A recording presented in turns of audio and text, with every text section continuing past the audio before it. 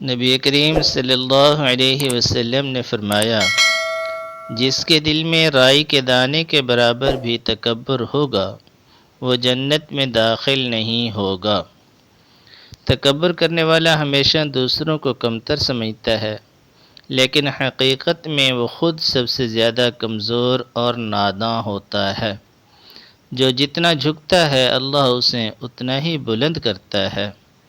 تکبر دراصل علم و عقل کی کمی کی نشانی ہے، کیونکہ عقل مند انسان جانتا ہے کہ سب کچھ اللہ کی عطا ہے۔ جب تمہیں اپنی تعریف اچھی لگنے لگے تو اپنی کوئی ایسی غلطی یاد کرو جو کسی کو معلوم نہ ہو۔ تکبر شیطان کی سب سے بڑی پہچان ہے اور عاجزی انبیاء کی سب سے بڑی صفت ہے۔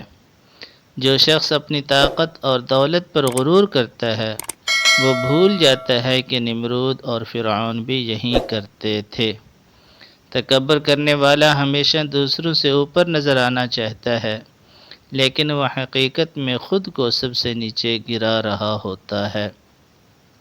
جتنا بڑا درخت ہوتا ہے اتنا ہی زیادہ جھک کر سایہ دیتا ہے، اور جو سیدھا کھڑا ہو وہ جلد کاٹ دیا جاتا ہے۔